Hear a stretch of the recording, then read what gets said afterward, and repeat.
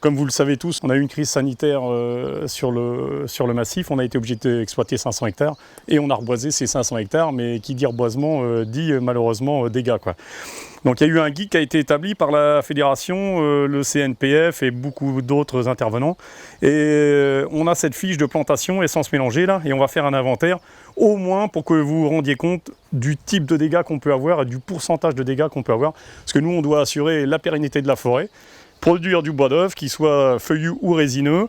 Et ça, c'est l'objectif principal du propriétaire et l'objectif du plan simple de gestion. Donc là, on n'a pas le droit à l'erreur et je suis satisfait que vous soyez là aujourd'hui et comme ça, on va pouvoir procéder à ce comptage. Là, ici, on est sur une parcelle de 30 hectares, donc ça veut dire supérieur à 12 hectares, le maximum de notre tableau. Et on est à 1600 plans hectares, supérieur à 900, ce qui ressort sur notre tableau, donc on va inventorier une ligne sur 20. Généralement, on ne prend jamais la première ligne parce que la première ligne, les animaux l'empruntent. Facile d'accès, hein, ils sont comme nous, hein, c'est beaucoup plus facile. Et là, malheureusement, on a souvent plus de dégâts sur la première ligne. Alors, on va procéder au comptage. Voilà. Bon, là, on a un pin qui, lui, est correct. Donc, on voit bien qu'il n'y a pas de coup de dent, il n'y a pas d'abrutissement. Arnaud, je sais pas, il n'est pas frotté non plus. Donc celui-là, voilà, on peut dire qu'il est sauvé. Les feuillus, malheureusement, on a eu un peu de casse au départ. Bon, celui-là, il s'est fait raccourcir les premières années. Après, c'est une essence qui est quand même très longue à s'implanter. Pendant 2 ans, après, une fois qu'il est parti, il se forme. Et le chêne, il se forme en vieillissant, contrairement aux hêtres. Alors là, on voit qu'il y a eu une bonne pousse l'année dernière. Il a fait ses 30-40 cm de pousse dans l'année. Là, on est bien.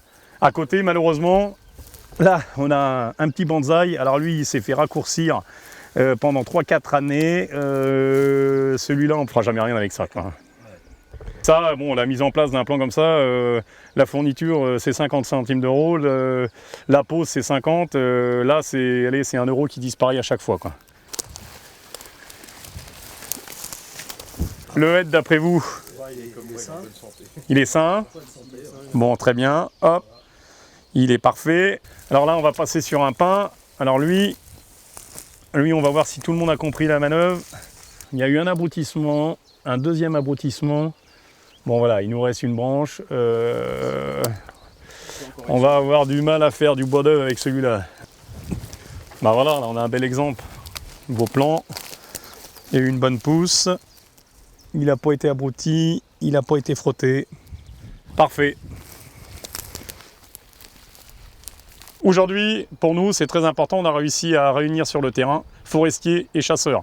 Avant, c'était pas possible, on n'y arrivait pas, quoi. Aujourd'hui, là, on a réuni les deux mondes.